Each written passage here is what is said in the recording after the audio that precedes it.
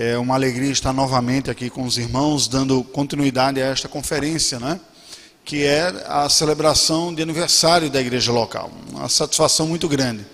O Senhor, na sua providência, nos colocou de alguma forma próximo aqui aos irmãos. É curioso porque até há 5 anos atrás eu não conhecia nada da região norte do Brasil. Tive a oportunidade de fazer um dos cursos junto com o reverendo Marcos Augusto, e estivemos lá em Manaus, e daquela ocasião surgiu a primeira oportunidade de vir aqui a Boa Vista, em Roraima, e depois algumas outras, né? E é um pedacinho de chão aqui do Brasil que a gente tem se afeiçoado. Realmente uma satisfação estar aqui com os irmãos, embora este ano seja a primeira vez aqui com os irmãos da terceira igreja. Bem, novamente hoje eu gostaria de refletir com os irmãos em 2 partes. A primeira delas eu pretendo concluir de forma resumida aquilo que iniciamos na segunda parte, que não foi possível concluir, usando aquela figura metafórica do bolo. E aí me avisaram aqui que na primeira igreja o bullying é liberado, né? Eu cheguei à conclusão depois do lanche de ontem que não é liberado não, é incentivado, né? Alguém disse, esse cara não entende nada de bolo, porque a segunda camada ele colocou creme de leite, não é creme de leite. Eu não sei o que passou pela minha cabeça, era para ser doce de leite, né? Que era a segunda camada. Bem, vamos tentar recapitular um pouco aqui, algo que vocês já viram quando estudaram sobre cosmovisão, mas eu gostaria de fazer a aplicação para a missão da igreja, tá bom? Pensando nisso daqui, dentro dessa proposta de implicações e desafios da missão da igreja no mundo contemporâneo. Se nós pensarmos a realidade como nós a conhecemos, como sendo a resultante de 3 momentos vividos na história, nós haveremos de entender melhor qual é o nosso desafio e que tipo de mundo nós vivemos. O primeiro deles, e nós gastamos uma boa parte, a segunda parte ontem, depois do credo existencial, né? Falamos sobre a criação. Nós vivemos em um mundo criado por Deus. O mundo que nós vivemos não é autônomo, não tem geração espontânea, não está a esmo vivendo aí como um processo evolutivo que não se sabe de onde vem nem para onde vai ou coisa desse tipo. Ele é fruto da criação de Deus. Nós gastamos um bom tempo pensando em nós mesmos como fruto dessa criação de Deus, não é? E dentre as questões ligadas à humanidade, eu enfatizei um pouco os aspectos, 2 aspectos da imagem, da semelhança de Deus em nós. Um aspecto, o aspecto relacional, somos pessoas criadas para a dependência. Dependemos de Deus, absolutamente, mas também dependemos de outras pessoas. Esta realidade faz com que o potencial da humanidade seja melhor explorado na convivência com o outro e não na sua absoluta individualidade. Por isso que Deus diz, não é bom que o homem esteja só, far-lhe-ei uma auxiliadora que lhe seja idônea. Então, de todos os próximos, de todos os íntimos, o mais íntimo há de ser o nosso cônjuge. E deveremos trabalhar dessa maneira para potencialmente explorar. Este é o primeiro ponto que nós trabalhamos. Bem, se essa primeira camada, essa primeira parte do bolo é a criação, nós temos que ir agora para o capítulo 2 do livro de Gênesis, ou melhor, passando o capítulo 2 do livro de Gênesis, chegar no capítulo 3. O capítulo 3 nos apresenta um fato histórico que se acrescenta ao primeiro da criação, mas que trouxe mudanças significativas à realidade como é percebida e experimentada por todos nós. Vocês conhecem a narrativa da queda, como é chamada assim. A Bíblia nos apresenta um personagem que entra aqui, que é Satanás, apresentado na forma de serpente, que vem, tenta a Eva e a leva à queda. Vamos ler aqui, eu passarei a ler a partir do verso 1. Mas a serpente, mais sagaz que todos os animais selváticos que o Senhor Deus tinha feito, disse à mulher, é assim que Deus disse, não comereis de toda a árvore do jardim? Respondeu-lhe a mulher, do fruto das árvores do jardim podemos comer, mas do fruto da árvore que está no meio do jardim, disse Deus, dele não comereis, nem tocareis, para que não morrais. Então a serpente disse à mulher, é certo que não morrereis, porque Deus sabe que no dia em que dele comerdes, se vos abrirão os olhos, e como Deus sereis conhecedores do bem e do mal. Vendo a mulher que a árvore era boa para se comer, agradável aos olhos, e árvore desejável para dar entendimento, tomou-lhe do fruto e comeu, e deu também ao marido, e ele comeu. Abriram-se então os olhos de ambos, e perceberam que estavam nus, cozeram folhas de figueira, e fizeram cintas para si. Quando ouviram a voz do Senhor Deus que andava pelo jardim na viração do dia, esconderam-se da presença do Senhor, o homem e a sua mulher, por entre as árvores do jardim. E chamou o Senhor Deus ao homem e lhe perguntou: onde estás? Ele respondeu: ouvi a tua voz no jardim, e porque estava nu, tive medo e me escondi. Perguntou-lhe Deus: quem te fez saber que estavas nu? Comeste da árvore que te ordenei que não comesses? Então o homem disse: a mulher que me deste por esposa, ela me deu da árvore e eu comi. Disse o Senhor Deus: que é isto que fizeste? E respondeu a mulher: a serpente me enganou e eu comi. Então o Senhor Deus disse à serpente: visto que fizeste isso, maldita és entre todos os animais domésticos e o és entre os animais selváticos. Rastejarás sobre o teu ventre e comerás o pó todos os dias da tua vida. Até aqui, depois nós retornaremos. O que é que nós vemos aqui, irmãos? Apesar desse cenário tão exótico, né, com personagens exóticos também, e ter uma característica tão peculiar, que pode parecer para algumas pessoas quase que um cenário mítico, né, e é tido por algumas pessoas como mítico, nós temos uma realidade aqui, dentro de uma categoria da junguiana, né, quase que arquétipa, realidades primitivas da humanidade, que apontam definições da sua vida, do que vem depois. Por isso que eu falei dessa segunda camada. A segunda camada é a queda. O que a queda fez? A queda afetou essencialmente a criação, de tal maneira que a harmonia e a beleza da criação não são mais experimentadas nesta contingência da vida, nesta realidade que nós vivenciamos aqui. Tudo aquilo que Deus viu, e diz a palavra de Deus, e viu Deus que era bom o que havia criado, e viu Deus que era muito bom o ser humano, não mais se tornou assim. No entanto, aquilo que foi criado por Deus de forma perfeita, não foi destruída com a queda, foi afetada, foi estragada, nós podemos dizer, foi alterada, mas não destruída. Normalmente nós associamos a leitura de Gênesis capítulo 3 e até das falas de Deus como maldição, não é? Porque diz assim: maldito é esse, não é assim que Deus está falando? E a tendência da nossa leitura é imaginar que o que ocorreu ali foi tão somente castigo da parte do Senhor. Mas Deus, que é justo e santo, também é bom e misericordioso. E eu lhe convido para esta noite nós pensarmos com um novo olhar. Um olhar não apenas de sentença de maldição, de castigo, mas a própria maldição de Deus estabelecida. E o próprio castigo veio acompanhado já com misericórdia e com compaixão. No dia que comer, certamente morrerás. O que Deus fez? Ele mitigou esse castigo.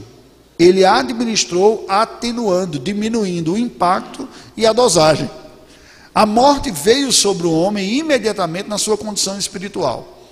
Ele sentiu vergonha, sentiu medo, sentiu culpa, fugiu da presença de Deus.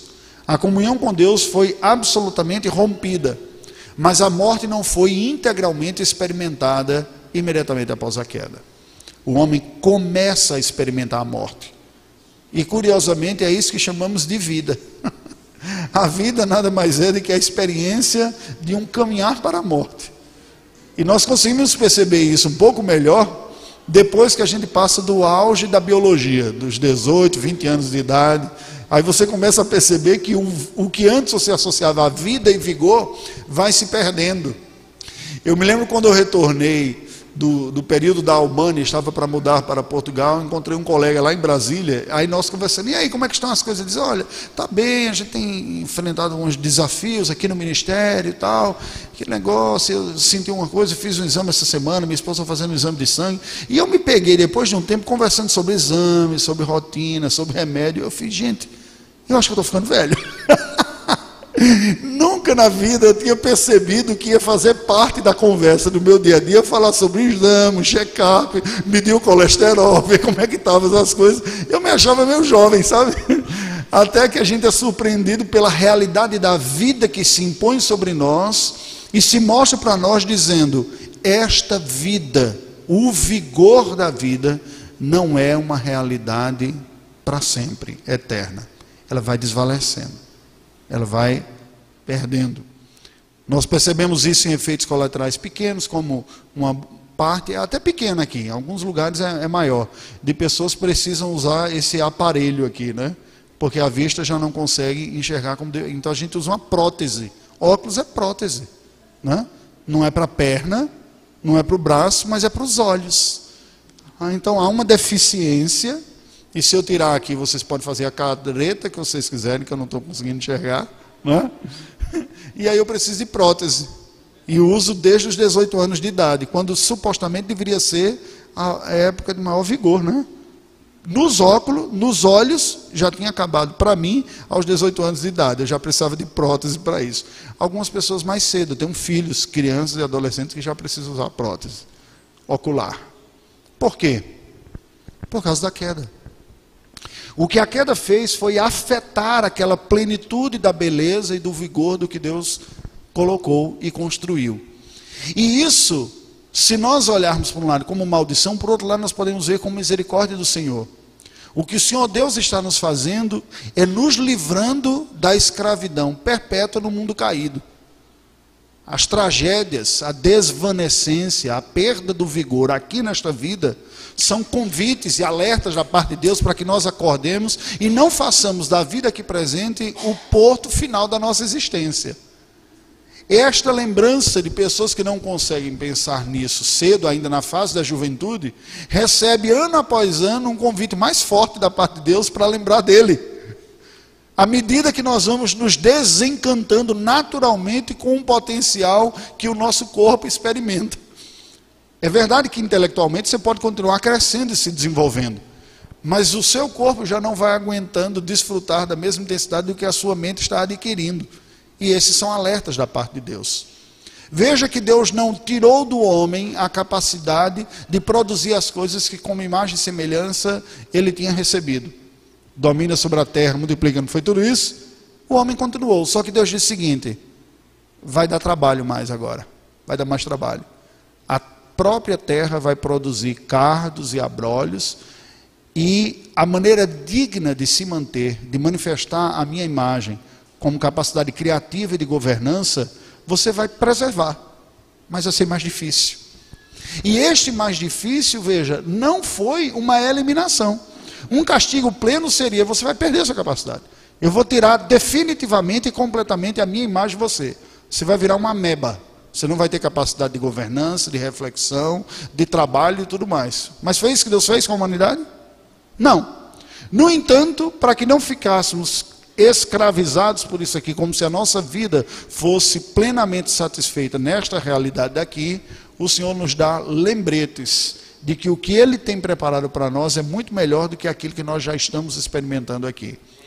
O suor, a luta e o desgaste da vida são experimentados por nós como uma realidade paradoxal. Por um lado, é um reflexo daquilo que de bom Deus nos deu, continuamos refletindo, trabalhando e produzindo. Por outro lado, já não é mais tão bom assim como deveria ser, porque foi afetado pelo pecado. Às vezes eu sou egoísta, às vezes o outro é egoísta. Eu sou caído, lembra do credo existencial? Habitando no mundo caído, com outras pessoas caídas também. Relação com Deus, de alienação. Relação com o próximo, de alienação também. O homem olha para a mulher olha para o homem, eles que eram perfeitos e plenos, agora se veem estranhos e se percebem já não de forma plenamente harmoniosa. Eu não consigo imaginar um Adão e Eva antes do pecado como uma espécie de dois bobinhos inocentes, como algumas pessoas tentam imaginar. Porque diz assim, só depois que eles perceberam que estavam nus. Por quê? Eles eram meio bobinhos, né? Olhavam para o outro e diziam: para que serve? Ah, o pipi serve para o popô, né? Não foi nada nesse sentido aqui. Ele dizia: não sei para que serve esse brinquedinho aí. Eles sabiam para que servia. A questão é que não havia nenhum prejuízo, nenhum dano no seu coração e na sua mente sobre o que um significava para o outro. Eles poderiam ser completamente quem eram um para o outro, sem nenhum tipo de máscara, de barreira, que isso não oferecia nenhuma exposição excessiva, nenhum prejuízo uns sobre os outros. Mas o pecado danificou isso. Depois do pecado agora, o ser humano já não se sente mais confortável em ser quem é plenamente diante de um outro ser humano, ainda que esse outro ser humano seja a pessoa mais amada da sua própria vida. A exposição se mostra excessiva, se mostra vulnerável. Nós nos percebemos perigosamente abertos até diante daquele que nós amamos. É este o impacto e o reflexo psicológico da nudez. O problema da nudez não está na nudez em si, porque antes de haver pecado eles estavam nus e não tinham problema nenhum. O problema da nudez está na nossa incapacidade de enxergar o outro na pureza que ele foi criado. Alguma coisa mexeu aqui, que a gente não consegue mais contemplar a beleza de Deus como pura beleza. Existem outros pensamentos que vêm junto com eles. Outros desejos que não são lícitos.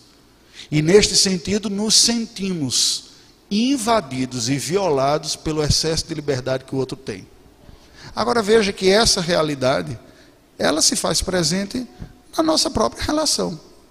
Mesmo pessoas que se amam e que se casam por se amarem, continuam enfrentando a dificuldade de serem companheiros, parceiros, amigos e auxiliadores mútuos um do outro.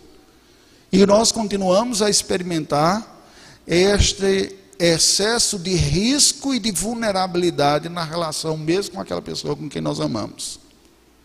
Aquele que deveria ser o companheiro, se não é tratado, o marido, a mulher, né? Se não cumprimos com o papel original, e mesmo quando nos esforçamos para cumprir e não conseguimos fazê-lo de forma perfeita, representamos um para o outro uma espécie de ameaça e de insegurança. E o triste do efeito do pecado é que, se de todas as relações humanas o casamento é aquela que potencialmente tem condições de nos levar para o melhor de nós mesmos, porque pessoas que nós amamos, nós somos chamados para servi-los e ajudá-los a se desenvolver. Um dos aspectos do matrimônio é o companheirismo, é o auxílio mútuo. Não é apenas da mulher a auxiliadora aqui, mas é uma espécie de auxílio mútuo. Nesse sentido vale, no outro sentido também, não é? Agora percebam que aquela pessoa que nós fizemos juramentos de amor no dia do matrimônio e não cumprimos com este papel, ela potencialmente acaba se tornando a pessoa que tem a maior capacidade de nos ferir e de nos maltratar. Não é curioso? Como aquele que deveria ser o objeto de maior amor, de maior instrumentalidade por bem, por outro lado é aquele que tem acesso maior e capacidade maior também de nos ferir. Por quê? Porque não há ninguém diante de quem nós estejamos mais desnudados do que o nosso cônjuge, que nos conhece não apenas como viemos ao mundo, porque tem o direito por matrimônio, mas se a nossa relação não é simplesmente epitelial, só de contato físico, é um vínculo de alma também, esse nível de exposição acaba se tornando também um perigo. Não foi isso que ocorreu com Adão e Eva? Onde é que você está? Ah, eu vi que estava nu e me escondi. Mas quem disse para você que você estava nu? Essa mulher que tu me deste, foi ela que me fez pecar. Não é? Mas esta mulher que Deus deu para ele, tinha sido aquela que ele tinha feito a maior declaração, a primeira cantada inspirada, registrada na Escritura Sagrada. Uau! Osso dos meus ossos, carne da minha carne, chamar-te-ei varoa, porque do varão foi criado. Eu disse, que cantada brega, né? Feia, né? É claro que isso aqui foi traduzido para o português. No hebraico existem palavras próximas e é uma outra cultura, portanto, padrões estéticos diferentes do nosso também, não é? Os meninos aqui brincam, toda vez que eu leio a Bíblia no livro de Cantares com os meninos, eles não aguentam e começam a rir. Aí ele diz, pai, tem certeza que ele está elogiando essa mulher?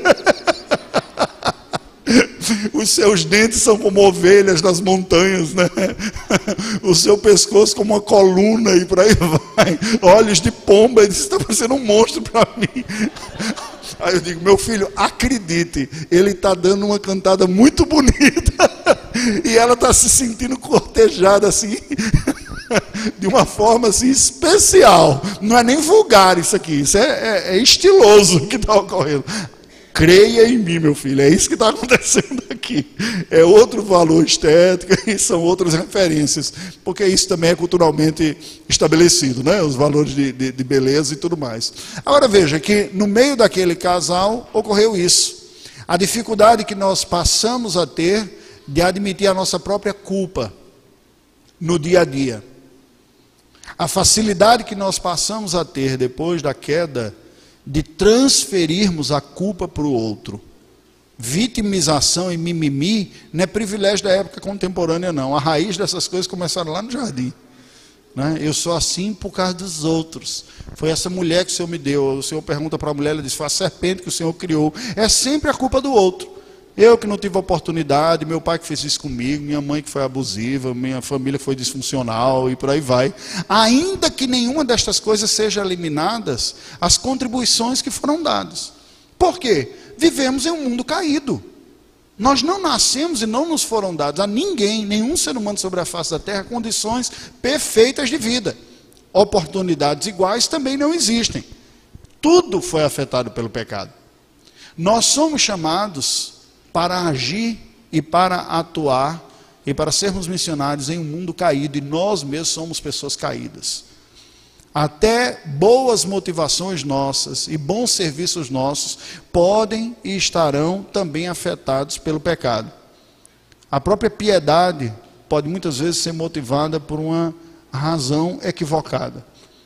O desejo de reconhecimento da parte das outras pessoas foi uma das coisas que o Senhor Jesus mais condenou, que era muito comum entre os fariseus. Vocês fazem as coisas, olha, imitai o que eles fazem no que eles fazem, mas não na maneira como eles fazem. Porque esse povo me honra com os lábios, mas o coração está distante de mim. Nós vivemos em um mundo afetado pela queda. As coisas não darão certo perfeitamente. Haverá tragédias, haverá injustiças, haverá sofrimento, haverá dor, como nós cantamos nesse último canto, que por sinal foi muito edificado. Haverá dias maus que nos ocorrerão. Trilharemos estradas de sombra de morte, como disse o salmista. Mas aí vem a terceira camada, que eu já falei que a segunda não é o creme de leite, é o doce de leite, então vem uma outra camada, aí pode cozinhar e pode comer, né? Esse aí que não tem problema nenhum. A terceira é a redenção. O reverendo Marcos disse, não, na minha igreja eu faço um bolo com 4 camadas, porque tem a consumação que você não está nem citando, né? Que é a cobertura final lá e tudo, fica aquele bolo perfeito, é verdade. Eu não vou trabalhar tanto o último da consumação, que é uma promessa de plena realização futura, que Deus fará quando da volta do nosso Senhor Jesus Cristo, ou do nosso encontro com Ele após a morte. Mas a terceira é a ideia da restauração. Esse mundo que foi caído pelo pecado, esse mundo que foi afetado pelo pecado, e que é o mundo, que é o palco da missão da igreja, é um mundo que Deus inicia o seu resgate, a sua redenção, logo após a queda. Nós terminamos no versículo 14, mas olha o que diz o versículo 15, um depois. Deus falando para a serpente, para Satanás. Porém, inimizade entre ti e a mulher, entre a tua descendência e o seu descendente. Este te ferirá a cabeça e tu lhe ferirás o calcanhar. O que é isso aqui? Isso é chamado pelos estudiosos da Bíblia, os teólogos bíblicos, de proto-evangelho, ou a semente do evangelho. Sementinha. A promessa de que o estrago que o pecado causou seria neutralizado e destruído pelo prometido, o Messias, o descendente da mulher. Viria dessa espécie que foi criada à imagem e semelhança de Deus e que foi afetada pelo pecado, viria desta humanidade contingenciada, ou seja, debaixo das condições dos efeitos do pecado, aquele que neutralizaria e acabaria com a cilada do diabo que produziu tudo isso. E João depois vai explicar dizendo que o Senhor Jesus Cristo foi aquele que destruiu as obras do diabo. É claro que esta mensagem aqui está numa forma muito seminal, muito pequenininha, que não estava nem muito claro para aqueles que ouviram, mas já era a promessa. E a partir daqui já entra um novo elemento, um elemento de que o relacionamento com Deus não mais seria baseado numa condição de obediência, porque o ser humano não tinha mais condições de fazê-lo. O meu estado diante de Deus não é possível mais ser vivido, ser sustentável diante do Senhor, baseado na minha capacidade de obedecer, porque ela foi perdida. Como eu falei, esta realidade são camadas sobrepostas. No pacto da criação, Deus estabeleceu as chamadas leis gerais ou universais que regem toda a criação. E nós poderíamos chamar esta lei, de uma forma bem resumida, como a lei da causa e efeito, a da semeadura. O que você planta, você colhe. Isso não deixou de existir. Isso continuou valendo. Veio a queda e as consequências da queda, porque essa lei existe. O pacto da criação continua valendo. O homem continua tendo, o ser humano, a espécie humana, responsabilidades diante de Deus, responsabilidades diante do mundo, responsabilidades diante do próximo.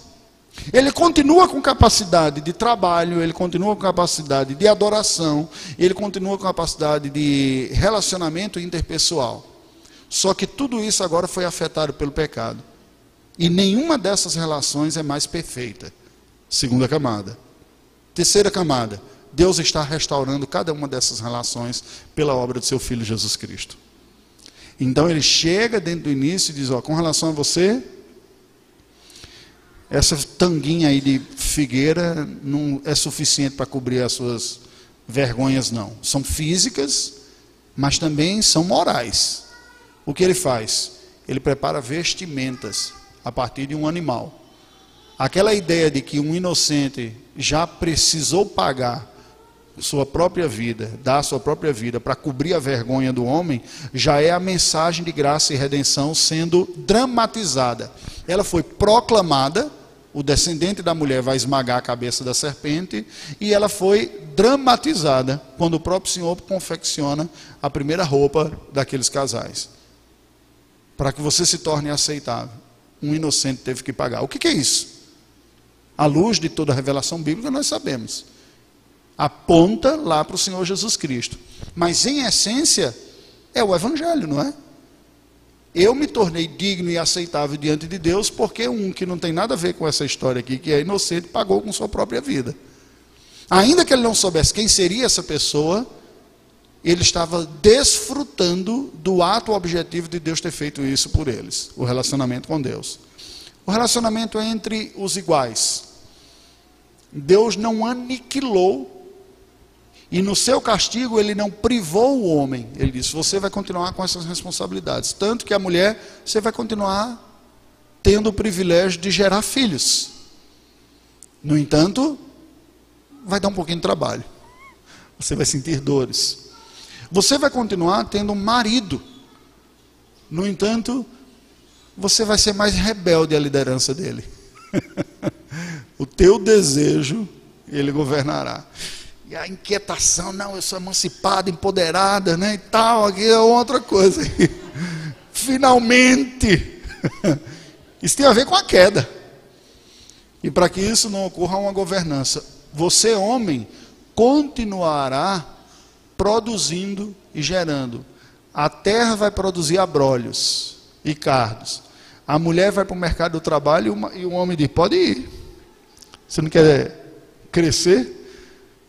Mas dificilmente ele divide outras responsabilidades, e a mulher arranjou dupla ou tripla jornada de trabalho. Não quis se empoderar? Então agora você tem mais trabalho para fazer também.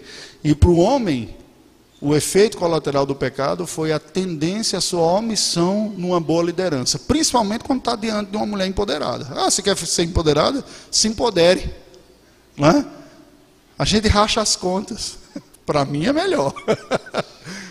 E aí esse homem vai ficando mais omisso também, no meio das suas funções, principalmente quando vê que tem outra pessoa que não está querendo aceitar tanto uma liderança. Essa restauração de todas as coisas passa necessariamente pela pessoa do nosso Senhor Jesus Cristo. Se nós não tivermos em vista a pessoa do Senhor Jesus Cristo para redimir a nossa vida, nós não sabemos reconstruir a realidade à luz da vontade de Deus. Quando temos Cristo em mente, aí nós conseguimos perceber, a minha relação com Deus é reconstruída, porque um novo e vivo caminho foi aberto, foi dado pelo Pai. Eu não consigo mais atingir o padrão perfeito de Deus, porque eu sou um pecador. Eu sou indigno e não atinjo esse alvo. O Senhor Jesus abre um novo caminho, e uma relação que estava rompida, agora é restaurada. Pela fé. O pacto da redenção, ou o pacto da graça, é aquele que você recebe benefícios sem ter a mínima condição de produzir nada para que esses benefícios viessem para você. Então veja que, da mesma forma como essas camadas se sobrepõem, os dois pactos também se sobrepõem. O pacto da graça, ou o pacto da redenção, ele pressupõe o da criação ou das obras, porque ele reconhece a realidade de pecado que nós fomos largados ou desfrutamos, depois você quer falar de desfrutar pecado, né? Que nós experimentamos consequentemente, mas se baseia no seu postulado de que pela obediência vem o benefício, para que o Filho de Deus venha e cumpra. Deixa eu tentar fechar isso aqui, especialmente na relação com Deus. Normalmente, quando nós falamos da obra do nosso Senhor Jesus Cristo, nos vem à mente o quê? A obra de redenção de Cristo consistiu em quê? Na morte. Foi isso que você falou? A morte. Normalmente nós pensamos na morte, não é? Porque lembramos do seu sacrifício. Isto nós falamos da chamada obediência passiva de Cristo, ou a via negativa, o que ele sofre pelo nosso lugar. Ele sofre o castigo, a penitência de culpa de pecados que não eram deles, eram nossos. Eu creio que todo mundo que é cristão, minimamente entendeu isso aqui. Não tem nem como ser cristão se não entender que ele pagou pelos nossos pecados. Estão comigo aqui? Mas normalmente nós esquecemos de um outro aspecto, de que a sua obediência não foi só passiva e pela via negativa do que ele sofreu, mas também foi ativa e pela via positiva do que ele obedeceu. Ao se tornar um novo Adão, ao assumir a humanidade e se fazer agora representante de uma nova raça, ele adquire o direito dos benefícios pela sua obediência. Veja que é uma relação dupla aqui. Porque ele se submeteu perfeitamente, como Gálatas diz, nascido de mulher, nascido sob a lei, se submeteu à lei de Deus e dos homens, e em tudo cumpriu, e nada ficou sem cumprir, é que ele tem o crédito e o direito dos benefícios da obediência. E ele pode usar esse crédito e os benefícios para entregar para aquele que não teve esse crédito. Então, é o benefício pela via positiva. O que ele fez positivamente ao obedecer, adquiriu o direito do espólio da obediência para entregar àqueles que ele pagou pelo seu sofrimento. Então nós não apenas tivemos a nossa dívida quitada, zerada e apagada pela obra de Cristo Jesus, mas nós recebemos o crédito da sua obediência. Uau! Isso é muito melhor, não é verdade? Não é só aquela ideia, não, a conta está zerada e eu saí com a mão na frente e outra atrás, igual a abolição da escravatura no Brasil, né? Não só foi zerada, como foi creditada em minha conta espiritual o benefício de toda a sua obediência. Isso é redenção. Quando nós estamos vivendo a vida cristã, nós vivemos a vida cristã o tempo todo nesse binômio entre a realidade de responsabilidades, causa e efeito, lei da semeadura aqui, e a realidade da redenção por aquilo que eu não mereço e recebo de graça em Jesus Cristo. Eu caminho o tempo todo sobre essas duas verdades, esses dois pactos estão em vigência. Eu não consigo ser ou experimentar tudo que Deus tem para a minha vida por plena capacidade de obedecer, senão não precisaria nem de um redentor. Mas eu não sou uma pessoa que se atira irresponsavelmente somente pela fé do que Deus tem para a minha vida e diz, não, eu faço tudo errado porque eu sou um pecador mesmo, mas Jesus cumpriu para mim e eu sou abençoado por tudo. Deus não revoga o pacto da criação quando nos coloca dentro do pacto da redenção. E veja se não é exatamente essa dinâmica da nossa vida. Todos os dias nós colhemos as consequências das nossas atitudes, nós colhemos aquilo que nós plantamos, mas todos os dias também nós somos chamados e experimentamos a graça dos elementos que vêm somente pela fé, e que a gente não teve nada que fazer. Senhor, me perdoe porque eu pequei, eu pensei isso, eu desejei aquilo outro e tudo mais. Entra obediência aqui? Não, entra pura graça de Deus. Todos os dias as misericórdias do Senhor se renovam sobre a nossa vida. Depende de obediência sua? Não, depende de pura misericórdia e graça da parte do Senhor. E tantas outras coisas. Mas todos os dias nós colhemos consequências das nossas cabeçadas também. E Deus nos ama, e para nos livrar de sermos pessoas irresponsáveis, continua valendo essa realidade. Ao mesmo tempo que nós estamos crescendo em santidade, com as nossas lutas, nós somos graciosamente usados por Deus para abençoarmos a vida de outras pessoas também. Então, um ponto que nós precisamos aprender é o seguinte: a missão da igreja no mundo contemporâneo é a missão da igreja em um mundo caído e que está sendo redimido. Não como uma etapa que a seguinte só começa quando a outra termina. Estas coisas são acumulativas. Eu vivencio o efeito do mundo criado, eu vivencio o efeito da queda, e como crente em Jesus Cristo eu vivencio o efeito da redenção. As três coisas sobrepostas em mim estão vivendo, aguardando o que eu ainda não vivencio, que é a consumação, quando os efeitos da queda vão ser eliminados e só da perfeita obra de Cristo.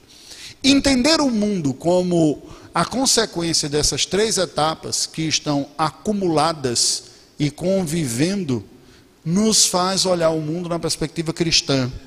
E aí eu gostaria de usar o termo que nós usamos normalmente para teologia, mas agora como um elemento de cosmovisão de vida. Eu olho para o mundo como uma realidade em reforma.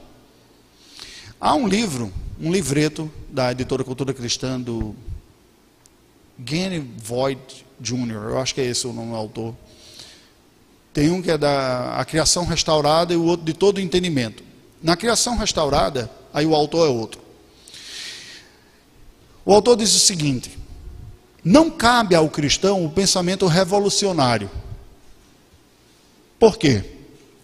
Porque na raiz da proposta revolucionária está: o que está por aí não presta, há um conflito irreconciliável na sociedade, entre classes e categorias, que precisa ser completamente destituído para uma nova ordem ser estabelecida pela força de um novo homem.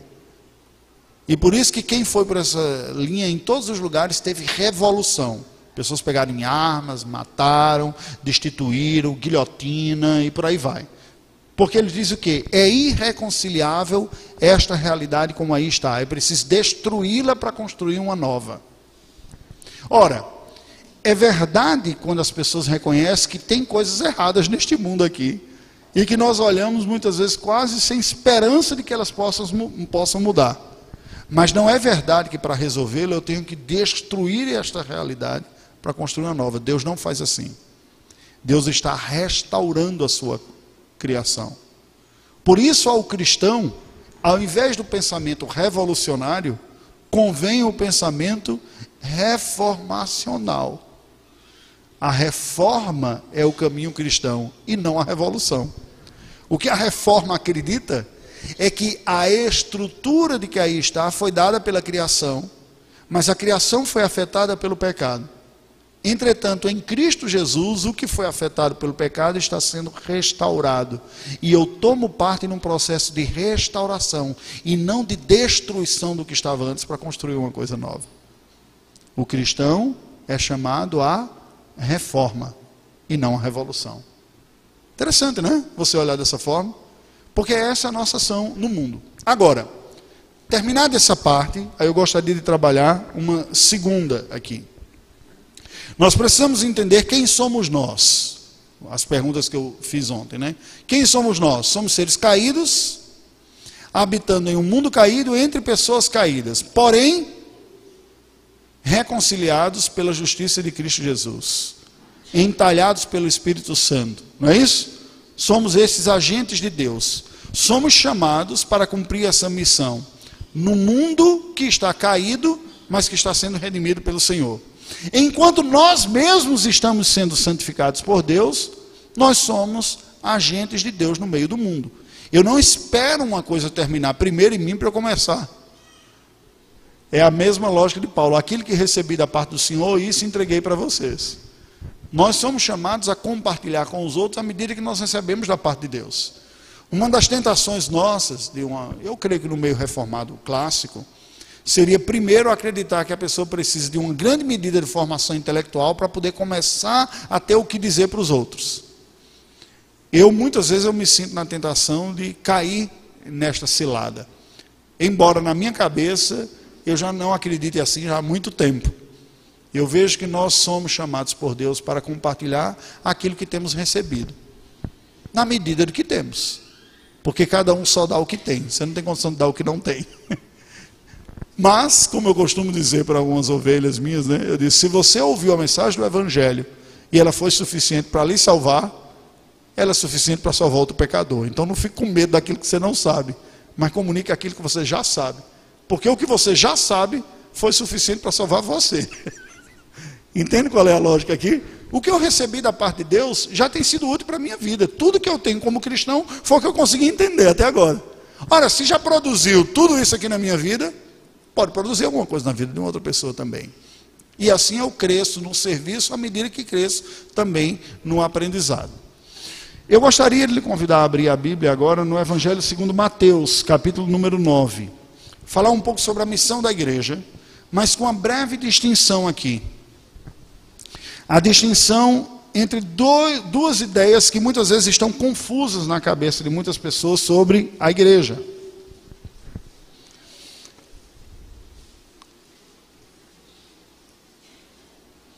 Aliás, eu vou fazer o seguinte.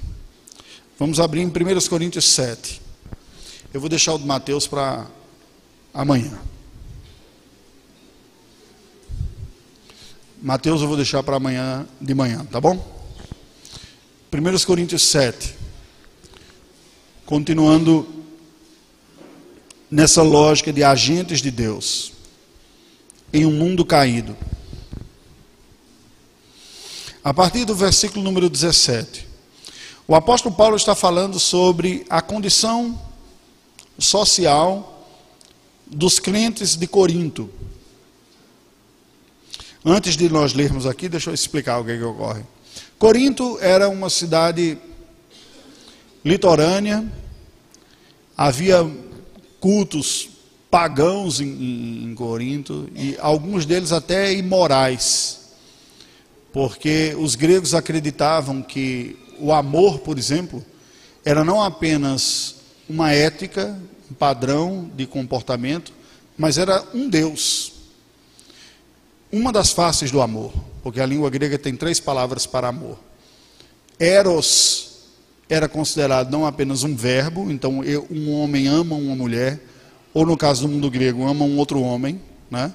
Eu sinto um amor erótico, um desejo de volúpia sexual, de satisfazer-me nesse meu desejo com uma outra pessoa. Pode ser um homem, pode ser uma mulher.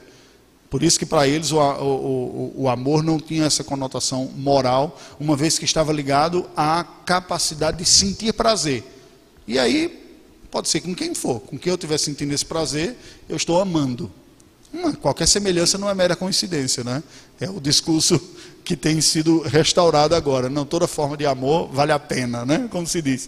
Onde não há o elemento da moralidade, mas há tão somente o elemento da satisfação. Há um Deus por trás convalidando essa prática. Um Deus chamado Eros. E a este Deus era adorado com orgias sexuais. Porque tudo fecha num ciclo imoralmente harmonioso. Se eu sirvo a um Deus de prazer, a melhor forma de servi-lo é sentindo prazer. Outros que também o servem, eles se juntavam e tinham bacanais e coisas desse tipo, tido como ato religioso. Dentro de uma mentalidade grega que vinha desde Platão, de interpretar a realidade como sendo A realidade última e perfeita e maravilhosa é o mundo ideal, o mundo das ideias. E a realidade que nós conhecemos e captada pelos sentidos é um mundo caído, menor, físico, que é estragado, vamos dizer assim, né? Seria um acidente que não representa a realidade perfeita. Então, em virtude disso, tudo que tinha a ver com elementos mais sobrenaturais ou mesmo intelectuais eram tidos por superiores aos elementos mais naturais e físicos do dia a dia. A matéria e a realidade do dia a dia era tida como desprezível. E aí você vai encontrar, por exemplo, quando os gregos venciam uma batalha com um povo ou outro, aqueles que eram escravizados eram os responsáveis por fazer os trabalhos mais braçais e físicos, porque era tido por categoria inferior. Não era à toa que entre os gregos eram considerados, especialmente em Atenas, a mais nobre das funções, a tarefa do filósofo, que é o cara que ficava só pensando e refletindo. Isso era tido como superior. Isso levou o pensamento grego como um todo a desconsiderar as situações do cotidiano, do dia a dia, como tendo um valor tão importante do que as questões mais intelectuais. Só fazendo um pequeno parênteses aqui, abrindo um pequeno parênteses, este tipo de pensamento infecta a cristandade depois, a cultura cristã, com uma ideia espiritual ligada mais a uma vida contemplativa. Isso só é resgatado depois com a reforma protestante, quando eles resgatam a ideia de toda a vida vivida para a glória de Deus. Certo? Deu para entender aqui um pouco do que estava ocorrendo? Então, algumas daquelas pessoas vinham, criam no Evangelho, mas traziam como pano de fundo uma referência de espiritualidade que era pagã, não é espiritualidade bíblica ou cristã de toda a vida. Se Deus criou todas as coisas, inclusive o homem como corpo e alma, e colocou homem e mulher, e mandou casar e se multiplicar, lembra? Tudo aquilo que lhe ocorreu. Então, tudo isso sendo vivido de acordo com a vontade de Deus é espiritualidade. Na verdade, a espiritualidade bíblica nada mais é do que toda a realidade da vida ser vivida de acordo com a vontade de Deus. Diferente da mentalidade grega, que era considerado mais espiritual, quanto mais sobrenatural fosse uma experiência. Daí tinha os cultos de mistério também, que as pessoas ficavam em transe, tentando incorporar um espírito, né, que vinha de algum lugar. Aí, as pessoas que tinham práticas as mais estranhas possíveis, e olhavam a vida como sendo acidentes e coisas que não eram tão boas assim, recebem uma exortação da parte de Paulo sobre essa concretude da vida. A partir do verso 17, ele diz assim: ande cada um segundo o Senhor lhe tem distribuído, cada um conforme Deus o tem chamado. É assim que ordeno em todas as igrejas. Foi alguém chamado estando circunciso? Não desfaça a circuncisão. Foi alguém chamado estando incircunciso? Não se faça circuncidar. A circuncisão em si não é nada, a incircuncisão também nada é. Mas o que vale é guardar as ordenanças de Deus. Cada um permaneça na vocação em que foi chamado. Foste chamado sendo escravo? Não te preocupes com isso. Mas se ainda podes tornar-te livre, aproveita a oportunidade. Porque o que foi chamado no Senhor, sendo escravo, é liberto do Senhor. Semelhantemente, o que foi chamado sendo livre, é escravo de Cristo. Por preço fostes comprados, não vos torneis escravos de homens. Irmãos, cada um permaneça diante de Deus naquilo em que foi chamado. Por que Paulo escreveu isso aqui? Por causa daquela mentalidade que separava a vida do dia a dia de espiritualidade. E algumas pessoas que se tornaram cristãs agora queriam vivenciar a sua espiritualidade cristã, mas sem as implicações do seu dia a dia. Então tem pessoas que dizem: olha, eu sou cristão agora, mas eu estou casado com essa mulher atrapalhada aqui, ó, que é uma tranqueira na minha vida aqui. A gente ia adorar Eros lá, hoje eu quero ser cristão, ela não quer saber. Isso é um atrapalho de vida. Então, eu não posso deixar ela para servir a Deus, não é? Vai que Deus tem uma outra melhorzinha aqui, crente, também devoto, para me dar para ali, né? De preferência mais nova e coisa desse tipo. Aí Paulo olhava aqui e disse: não é assim.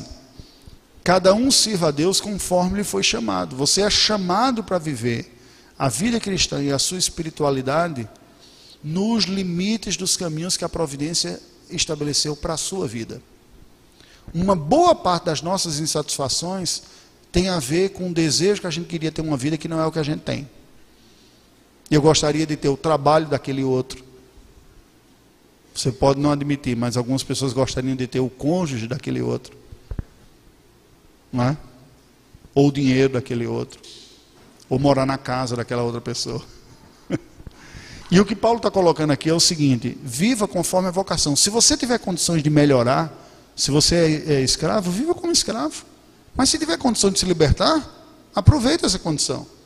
No entanto, o estado de alma e de satisfação e até de crescimento espiritual da sua vida não depende da mudança do seu estado ordinário aqui, social. Você vai servir ao Senhor conforme o Senhor lhe chamou.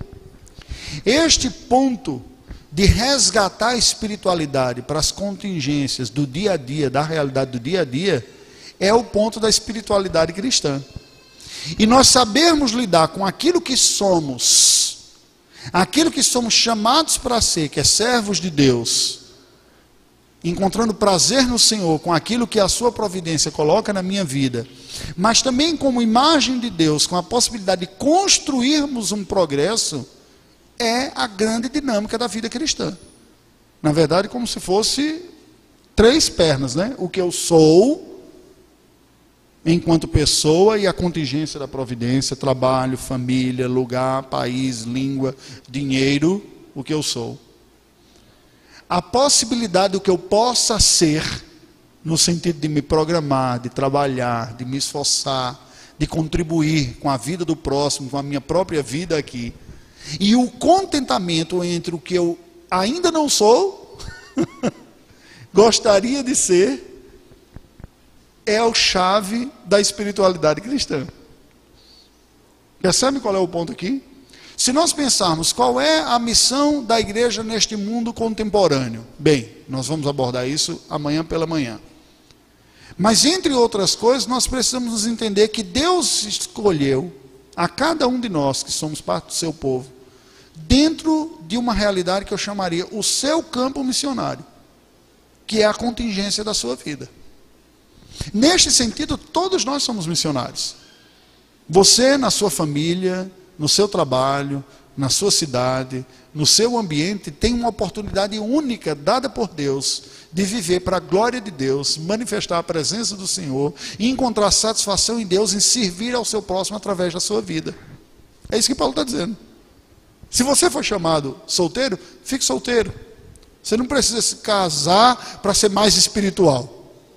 Se você está casado, fique casado. Você não precisa se livrar dessa pessoa aí para poder viver a espiritualidade. Aliás, Deus vai usar esta relação aí para santificar. Ele não diz isso, que o marido crente santifica a mulher incrédula e vice-versa. De outra sorte, os vossos filhos seriam impuros, mas agora eu vos digo que são puros. São santos, não é isso? Santos. No entanto, aqui, como diz o Tiago Cavaco, que é um pastor português, tem a maior pegadinha de Deus. Pegadinha é um termo brasileiro, né? Ele usa um outro lá, lusitano, que eu não me lembro mais. Vivemos um tempinho em Portugal, eles falam um pouco diferente. A língua, dizem eles que nós falamos diferente deles, na verdade. Ele diz: Deus faz uma pegadinha conosco. Porque normalmente todos nós entramos no casamento esperando ser mais abençoados por Ele, por Deus, através de um caminho que nós supomos, um caminho de expectativas de realização. E Deus usará o casamento mais do que qualquer outra relação para nos abençoar e nos santificar, mas pelo meio que a gente não imaginava. Vai ser exatamente nos desencontros do fruto da queda e do pecado que eu terei mais do que qualquer outra relação a oportunidade de expressar a imagem de Cristo na minha vida. E nesse sentido o casamento me santifica. Porque pelo casamento eu vou aprendendo a me doar pelo outro, que precisa dessa doação para ser mais abençoado e para ser abençoado. Pela paciência, pelo perdão, pelo pensar mais no outro do que em mim mesmo. E você que entra no casamento numa expectativa de ser abençoado na medida de receber, encontrará muitas frustrações em não ver essas expectativas satisfeitas e não cresce em santidade, porque é um poço de egoísmo. Mas quando nós morremos para nós mesmos, e dizemos, eu sou chamado para abençoar e não ser abençoado, para dar mais do que receber, e eu penso em amar o outro como Cristo amou, uma igreja que não é a noiva assim, né? Nós somos santificados pelo Cordeiro, mas nós não somos aquela noiva assim, né, de véu e grinalda bonitinha, por natureza, não, mas somos santificados pelo seu convívio, não é isso mesmo? O convívio com Cristo Jesus. Ele que fez isso nos ensina a fazê-lo. Criação, queda e redenção. Eu concluo retomando esse ponto aqui. Como é que é possível haver a redenção desse mundo que foi caído pelo pecado? Quando eu trago para a minha vida a realidade que Deus está refazendo o mundo através de Jesus Cristo. O homem não é chamado para liderar? Mas que liderança?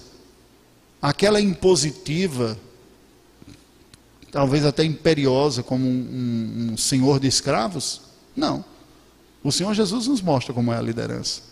Paulo, quando escreve, diz, marido, amai as vossas mulheres como Cristo amou a igreja. Que liderança é essa? Que liderança é essa? Uma liderança redentora, sacrificial. Seguir alguém que está disposto a dar sua própria vida é muito mais fácil do que seguir alguém que me espizinha e que passa por cima de mim. Eu vou redimir a liderança que eu devo seguir à medida que Cristo entra nessa equação e se torna o elemento central dela. A esposa, por sua vez, haverá de redimir esse seu papel de esposa, porque veio a rebelião lá de Gênesis, né? Que ele vai dizer, o teu desejo será para o marido que vai te controlar. Quando eu penso como igreja, eu sou submissa ao Senhor. Por amor ao Senhor Jesus Cristo, eu entro neste casamento, nesse relacionamento, para ajudar o meu marido a ser um bom líder, não para concorrer com ele. Ajudá-lo a liderar em amor. Eu não vou passar na frente. Eu fui posta como auxiliadora dele. E em cada uma das relações, no mundo do trabalho, na relação com o próximo, se eu olho situações que eu vejo, isso é uma injustiça, isso aqui não está bom, eu tenho a tendência de ficar desmotivado, fazer corpo mole, coisas desse tipo. Como é que a Bíblia fala da postura do servo? Nós devemos servir, estava comentando hoje no almoço, né, quando você estava falando lá, devemos servir como se a gente tivesse um patrão. Quem? Jesus. Como é que o mundo é redimido? O mundo é redimido com Jesus diante de nós. Eu vou colocar Jesus nessa minha vida aqui.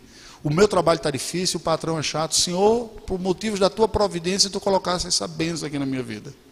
Né? Eu vou servir para o Senhor. O Senhor é o meu patrão. Eu vou cortar o cabelo da melhor maneira possível. Né? Obrigado. Eu vou limpar o que eu tiver que limpar da melhor maneira possível, porque eu estou fazendo para o meu patrão, Jesus. Ele é o meu patrão. Eu não vou fazer o corpo mole porque está garantido o meu salário no final do mês. E veja que não é propriamente a ideia de transformar tudo em evangelização.